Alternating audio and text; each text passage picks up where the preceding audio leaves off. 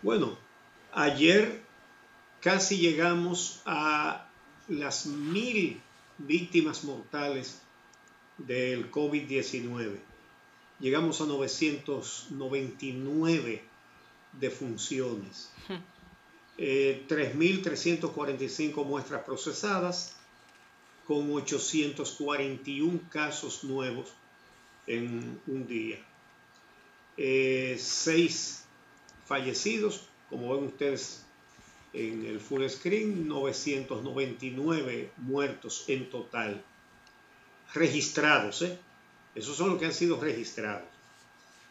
Recuperados 415, es decir, mucho más del doble de nuevos contagios frente a los recuperados. De manera que ya tenemos 164.000 descartados en total, con 1.504 en el día de ayer, pero en total hemos tenido 54.797 casos. Somos por mucho los líderes del Caribe, los líderes de nuestro vecindario. Vamos a ver esta otra tabla para mostrar cómo va el coronavirus en el Caribe. Nosotros, como hemos visto ya en la otra tabla, tenemos 54.797 casos. Y Puerto Rico, que es el que nos sigue, nosotros 54.797 y Puerto Rico 12.940. Es decir, tenemos 4 veces y piquito más casos que el que nos sigue en la región. Luego hay otro salto. En tercer lugar, Haití, con 7.100 casos.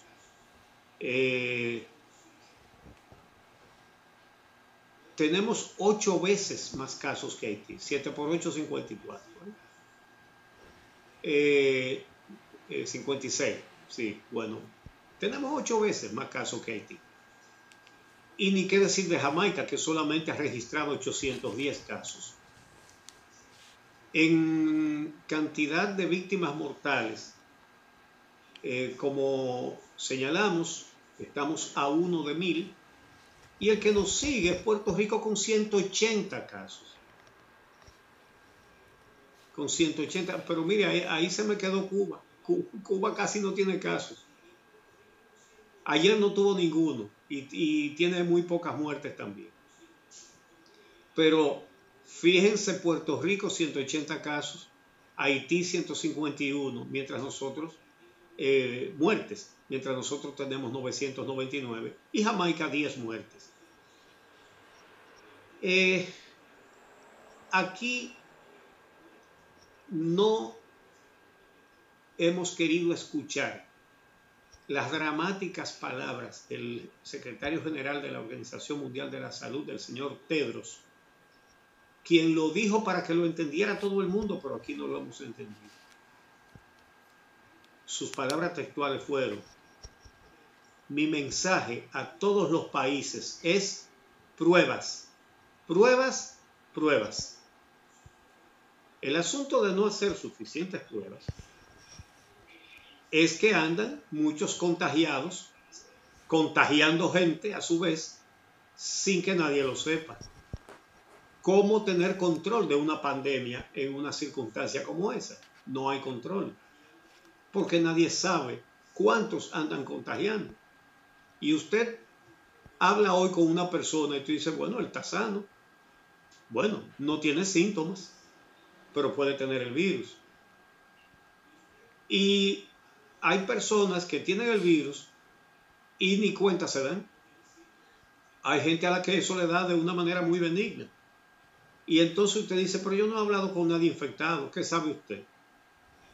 Con el que usted menos se imagina. Usted habló de cerca, estuvo cerca de esa persona, tocó algo que él tocó, en fin, y se contagió. Por eso hay que hacer primero muchas pruebas. Los países más exitosos son los que más pruebas han hecho. Pero lo segundo es que desde que se detecta un infectado, entonces hay que hacerle pruebas a todos sus familiares, a todas las personas, a sus compañeros de trabajo, a todo el mundo. Porque hay que salir a ver cuáles de esos están contagiados para a su vez también caerles atrás. ¿Y cuál es la realidad aquí? Nuestra realidad de hoy. Que una persona da positivo a la prueba, pero no le hacen pruebas a su familia. Así que las personas que ya él ha contagiado siguen siendo los vectores de la enfermedad. A diferencia de el Zika, la chikungunya, el dengue, todas esas cosas, que el vector es un mosquito. Con el coronavirus, los vectores somos nosotros, los seres humanos. Somos nosotros quienes lo contagiamos. Y si no se detecta a un contagiado, y si en caso si acaso se detecta, si no averiguamos su entorno, no estamos progresando mucho en el combate a la enfermedad. De manera que, y aunque el ministro de Salud ayer dijo que las cosas no eran como se estaban presentando en el laboratorio del doctor de Filló, volvió a ocurrir. Una cola a altas horas de la noche y no le hacen prueba a la gente. Vamos a ver estas quejas de estos ciudadanos frente al Laboratorio Clínico Nacional por la tardanza en la entrega de los resultados. Vamos a ver. Pésima, mala. Lo peor que hay en el país es esto. Así califican el servicio que ofrece el Laboratorio Clínico Nacional la mayoría de ciudadanos que vienen a realizarse la prueba del COVID. Carece de logística y mucha ineficiencia. Ciertamente hay una crisis, está copado, pero para lo que se hace no hay un orden, ni para la toma, ni para hacerse la prueba, ni tampoco para la entrega de los resultados. Aquí lo que estamos es pasando trabajo, todo pasando trabajo, porque aquí uno llega aquí a las 5 de la mañana y es como cuando no ha llegado nada, como un árbol parado aquí en el sol, o una vez la prendía. Aquí no hay poca atención, aquí no hay atención. Este escenario se repite cada día desde hace varias semanas. Todo fluye a favor de ellos, pero no del pueblo. Mire cómo estamos aquí, cogiendo sol, no hay un banco, mire, ahí hay gente con niños. Muchas personas llegan desde la madrugada y 5 horas después le dicen que deben regresar en la tarde. A pesar del intento de Telenoticias, ningún miembro del personal del Laboratorio Clínico Nacional quiso hablar sobre esta situación. Para Telenoticias, Guillermo García. En estas condiciones es muy difícil que podamos decir que estamos ganando esta batalla. Definitivamente. Entonces, bueno, hay nuevas medidas. Los buenos días, entonces, bueno, ya se lo di antes, pero vamos a dar paso entonces a Amelia Deschamps. Gracias, Suchi. Bueno, así es, la situación es complicada en nuestro país y ese gráfico que usted mostraba de cómo estamos con relación a la región nos indica cómo se ha escapado de las manos de las autoridades la circulación comunitaria del virus en nuestro territorio. Quiero recordar que al principio de la pandemia, cuando comenzamos a tener cientos de casos, insistimos en múltiples ocasiones al ministro de Salud, a la comisión especial, que por favor nos dijeran cómo estaba la circulación comunitaria y dónde estaban los principales focos. Y esta información nunca ha sido suministrada de manera efectiva a los medios de comunicación. Depende de la buena voluntad del ministerio al día de hoy el decir cómo circula en los municipios. Siempre hemos tenido el acceso a la información provincial, pero no hemos sabido dónde se detectan los principales focos, a menos que las autoridades decidan hacer un operativo en un espacio específico, en barrios específicos, y a través de esa decisión entonces uno tiene la información de que ahí hay un brote. Entendemos que incluso este tipo de información manejada desde los primeros días habría permitido que incluso de manera particular muchas familias se cuidaran, se abstuvieran incluso de circular o de estar o de interactuar en áreas donde se estaba desarrollando más la pandemia. Las autoridades son hasta ahora las que tienen el control de la información detallada. También es cierto que ahí hay especialistas que sabrán por qué divulgan un dato o no, pero nuestra situación sigue siendo preocupante y esa comparación con otros países de la región así lo demuestra. De la cantidad de casos activos que tenemos al día de hoy, porque en el gráfico mostrábamos que hemos tenido 54.797 personas afectadas por la enfermedad en el país, pero de esas al día de hoy tenemos 27.822 casos activos, casi 30.000 personas con coronavirus en el territorio nacional. Ese es un dato muy importante.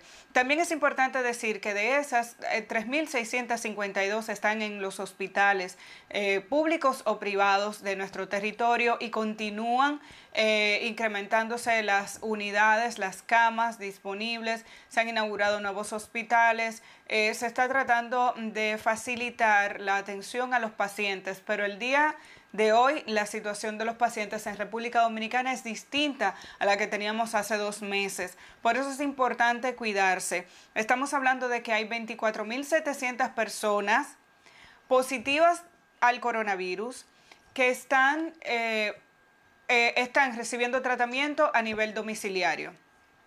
Casi 25.000 personas, 24.710 dominicanos están, o residentes en el país, digamos, están padeciendo de la enfermedad y están bajo tratamiento a nivel domiciliario. Esto por la particularidad que tiene el coronavirus, de que usted puede no agravarse y con un manejo adecuado y la orientación adecuada podría estar dentro de su residencia, pero esas personas son un posible foco de contagio para los familiares que estén en su misma casa, para el personal que trabaja allí, si no hay una manipulación correcta de los alimentos, de los medicamentos y de la atención a esta persona que debe pasar a un aislamiento incluso dentro de su propia residencia. Creo que estos datos son muy, muy importantes. Ayer el ministro de la Presidencia, Gustavo Montalvo, daba a conocer las principales medidas relacionadas con la decisión de las autoridades de restringir la circulación de personas. Ya sabemos que hay toque de queda diferenciado por 2 grupos de provincias. Uno empieza a las 8 de la noche, el otro empieza a las 7 de la noche.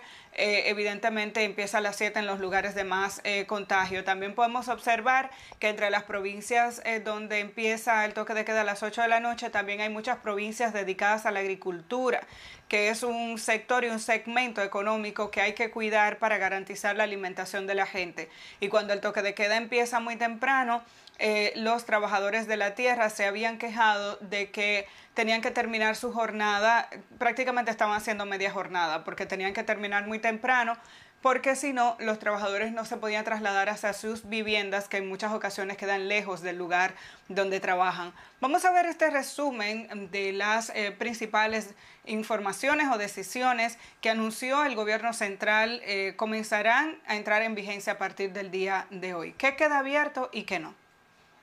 En procura de aplacar la curva de contagios del coronavirus, el gobierno dispuso nuevamente del cierre de los gimnasios por tratarse de espacios cerrados.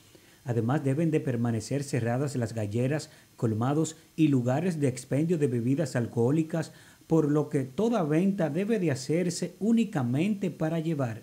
Continuarán autorizados los servicios religiosos como hasta ahora, manteniendo las normas de higiene y distanciamiento social.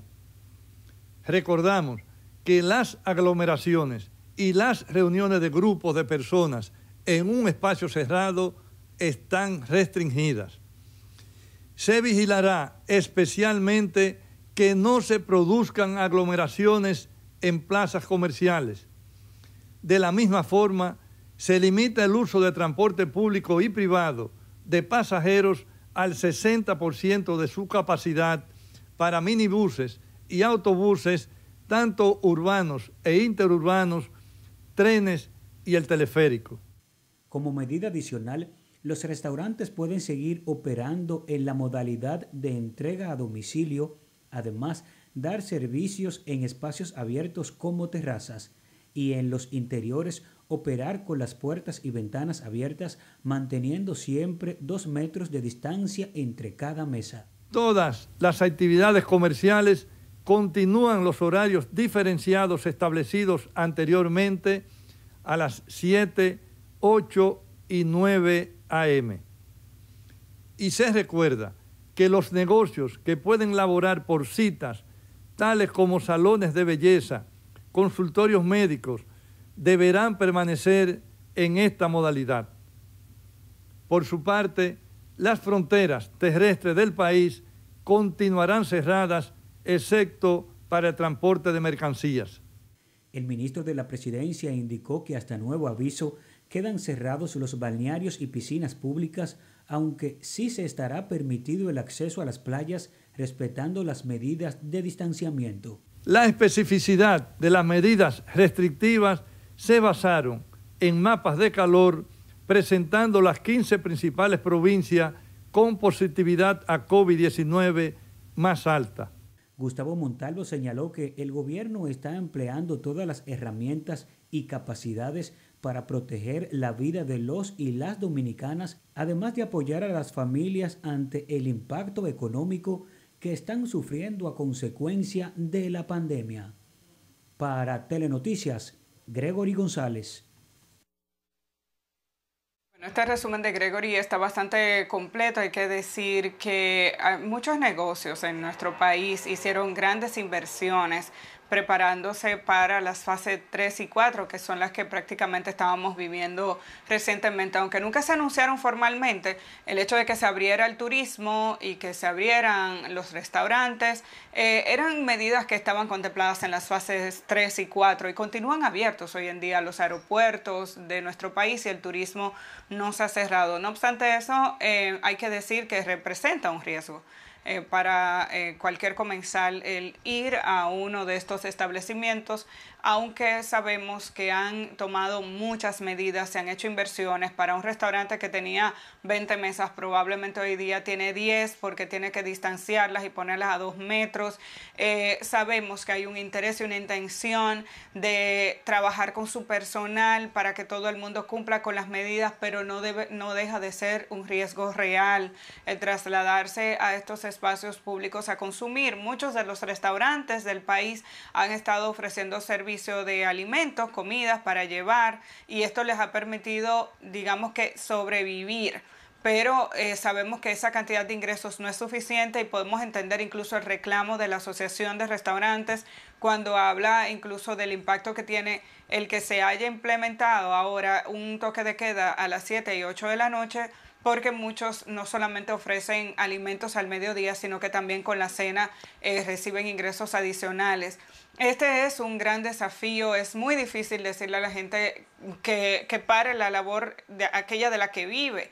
Y hay negocios incluso que apenas abrían cuando se presentó la pandemia, y podemos comprender que esto es un impacto muy grande para cualquier familia, los empleados de estos negocios, aquellos pequeños empresarios, emprendedores que tal vez hoy en día tienen grandes préstamos y las facilidades de muchos bancos hoy en día ya están saliendo del juego porque se habían dado 3 meses de gracia. Algunas entidades bancarias habían paralizado los intereses, pero ya sabemos que están prorrateando los intereses de los 3 meses anteriores, y aquellos que no han recibido ingresos hoy en día tienen que cargar con ese peso económico que es muy importante. Pero en medio de todo esto está la vida de la gente en juego. ¿Y qué puede pesar más que la salud de la población y la vida de la población? Y ese es el gran desafío que plantea el coronavirus, y para cada uno de los individuos y para las autoridades que tienen que tomar medidas tan drásticas como estas. Los parques están abiertos para ejercicio, hay que decir, siempre y cuando se guarden las medidas de seguridad y el distanciamiento. El tema con los parques es que, si bien es cierto que es un espacio para usted poderse reunir y ver a cualquier persona a una buena distancia, la gente se va relajando y en la medida que va hablando y se va cansando de la mascarilla, se la empieza a poner de arete. Entonces, esa sensación de seguridad es peligrosa. Como consecuencia de las medidas que se adoptaron ayer, un negocio que cierra de nuevo después de haber hecho importantes inversiones es el gimnasio. Los gimnasios del país tendrán que volver a cerrar sus puertas porque no se recomienda hacer ejercicio con la mascarilla puesta. Y aunque traten de guardar distanciamiento, ahí está todo el mundo sudando y todo el mundo intercambiándose y moviéndose de una máquina a otra. Sí, son espacios cerrados. La Asociación de Gimnasios o los gimnasios de la capital y San Cristóbal tienen su opinión con relación a este tema. Vamos a escuchar lo que dicen. Entre otras medidas para reducir el riesgo de contagios de COVID-19, el gobierno dispuso del cierre de los gimnasios, noticia que no cayó muy bien a sus propietarios. Ellos pueden ir a los gimnasios y ver que nosotros estamos llevando todas nuestras medidas de distanciamiento social, desinfección de cada una de las máquinas, desinfección y toma de temperatura de cada uno de los clientes antes y después de entrar, y nada de eso los están viendo. La asistencia que tenemos nosotros no es una asistencia grupal, una asistencia de 3, 4 personas, 5 como máximo. Cada quien está muy consciente de que puede contagiarse. Por lo tanto, todo el mundo tiene su protocolo y se cuida de manera personal. La información la dio a conocer el ministro de la Presidencia, Gustavo Montalvo, quien dijo que estos lugares deben de cerrar nuevamente por tratarse de espacios cerrados y que además el uso de mascarilla allí no es recomendado para hacer ejercicios. En tanto que los parques públicos permanecerán abiertos para que la población pueda ejercitarse al aire libre y con ventilación natural, guardando estricto distanciamiento con los demás. Esta es una situación sumamente dañina para un sector que es de suma importancia para la salud de la persona. Porque hasta ahora en ninguna parte del mundo se ha visto que un gimnasio ha causado problemas. Al contrario, los gimnasios vienen a contribuir de una manera eficiente a que las personas mantengan capacidad pulmonar, que mantengan una buena defensa, quitan el estrés. Los afectados por la medida presidencial son propietarios de gimnasios ubicados en Santo Domingo Oeste, Santo Domingo Norte, Santo Domingo Este, el Distrito Nacional, la provincia de San Cristóbal y otras demarcaciones, quienes se unieron para defender la labor que realizan. Hay entrenadores también que también necesitan también dinero. Hay también los préstamos que nos están afectando muchísimo. Para Telenoticias, Gregory González. Ahí mismo en el reportaje veíamos gente con la mascarilla dejando la nariz fuera, uno con la pantalla que se protege de que quien le hable no le tire la saliva en la cara, pero cuando habla puede contaminar con su propia saliva cualquiera de los equipos que están ahí. Es un riesgo y es lamentable la situación porque, insisto, son muchas familias. Este es otro tipo de negocios donde los entrenadores, el personal de asistencia, los dueños, son personas a las que se le está diciendo nuevamente no pueden trabajar. Entonces, ahí está el gran desafío de esta pandemia para toda la población dominicana. Vamos a ir dándole seguimiento a las decisiones que toman las autoridades para dar soporte y acompañar a cada una de las familias que están resultando afectadas por este tipo de medidas. Si usted tiene el compromiso de cuidarse, de mantener el distanciamiento físico, de no salir a menos que sea necesario, de utilizar la mascarilla como se debe, cubriendo la nariz y cubriendo la boca. Eso es muy importante. Tenemos que hacer la pausa. Cuando regresemos, hablamos de los tweets presidenciales. ¿Cuánta expectativa generan? Y una gran noticia a partir de ahí, ¿no? Porque creo que este país celebra que se anuncie que una oficina supervisora de obras que construye y nadie la supervisa sea cerrada, sobre todo después de tantos casos de corrupción y escándalos que han traído incluso muerte a familias de nuestro país. Así que regresamos en breve con ese tema.